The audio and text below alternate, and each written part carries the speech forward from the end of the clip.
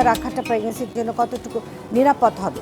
আসলে প্রেগনেন্সির সাথে রোজার কোনো রকমভাবে কোনো ক্লেশ নাই, এবং আমরা বলে থাকি যে যারা রমজান মাসে রোজা রাখার জন্য কোনো মা যদি যিনি ফিজিক্যালি ফিট থাকেন, ওনার সন্তানের যদি ওজন ঠিকমতো থাকে এবং ওনার যদি কোনো রকম মেডিকেল ডিজিজ না থাকে, তাহলে কিন্তু একটা মা নিরাপদে রমজান মাসে তার রোজা পালন করতে পারে।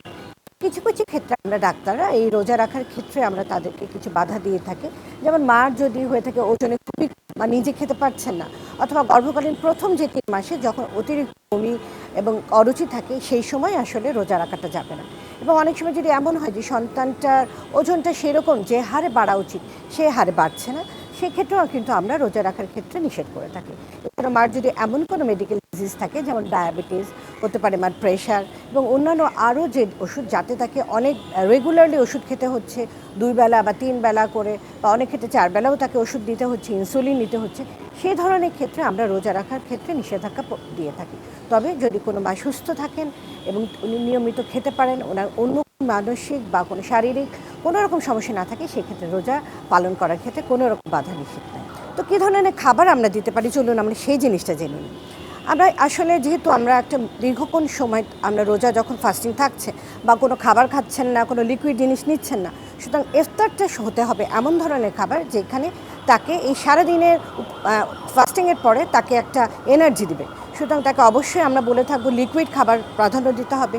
সেক্ষেত্রে যদি মার ডায়াবেটিস না থাকে, তার ফলের রস খেতে পারেন, শরবত খেতে পারেন, ভিটামিন সি সমৃদ্ধ যে ফলগুলো উনি ওগুলো খেতে পারেন, এবং যে খাবারগুলো সহজে হজম হয় সে ধরনের কার্বোহাইড্রেট, অর্থাৎ হতে পারে ডেইলি যে সকালে যে উনি ব্রেড খেতেন সেটা উনি খেতে পারেন, ডিম দিয়ে প্রোটিন রিচ খাবার খেতে হবে, অথবা উনি ভাত চাইলে ভাতও খেতে পারেন। কিন্তু আমরা রেস্ট্রিকশন করে থাকি সেটা হলো ভাজা ভোজা খাবার থেকে।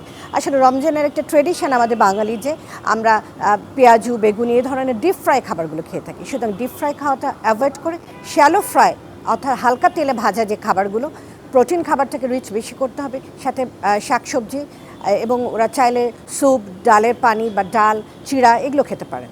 আর সেহরির ক্ষেত্রে আমরা বলে থাকি, যেহেতু সেহরিটা উপরে ডিপেন্ড করতেছে তার সারাদিনের এই ফাস্টিংয়ের সময়ের উপর, সুতরাং সেহরিতে ওনারা এমন ধরনের খাবার খাবেন যে খাবারটা অনেকক্ষণ ওনাদের স্টমাকে হজমতে সময় লাগে।